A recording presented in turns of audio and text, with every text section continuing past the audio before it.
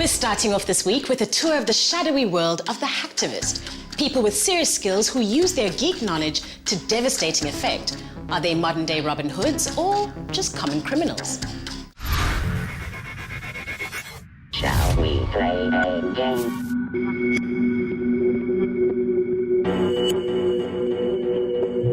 It could easily be straight out of a political thriller, a shadowy group exposing corruption, taking a stand against the unjust, using their geek magic to hack databases and plan online protests. Some call them criminals, others label them hacktivists.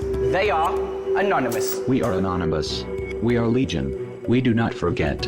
We do not forgive. Expect us. Anonymous see themselves as the face of the internet, strongly opposing internet censorship, internet surveillance, government corruption, and homophobia.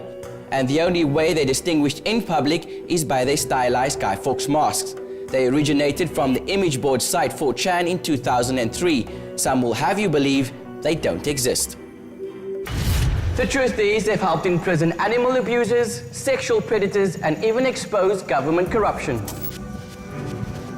Beginning with 2008, the Anonymous Collective became increasingly associated with collaborative international hacktivism.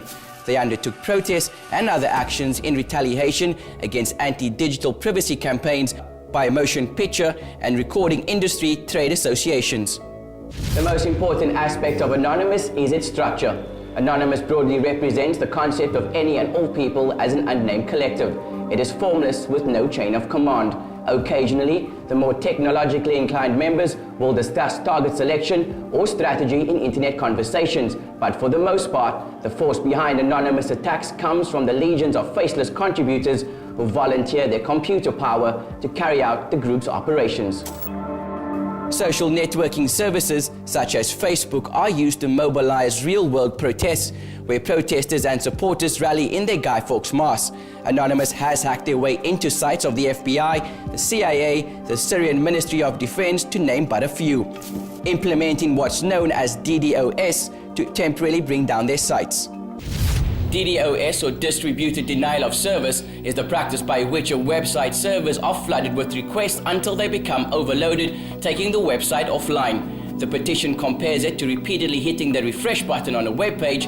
TechDirt describes DDoS as a modern equivalent of the sit-in. However, media and government have described DDoS as a form of hacking or even cyber terrorism. Through penetration of a network, they release data such as emails and other information to the public on sites Local Leaks and WikiLeaks. Their most recent form of activism is the release of information about the Steubenville high school rape case of a female minor in Ohio, US. Exposing what they found about the case through illegally hacking email accounts, Facebook messages and tweets posted by those who participated in or witnessed the assault. This info has led to 2 arrests and an abundance of evidence linked to other suspects.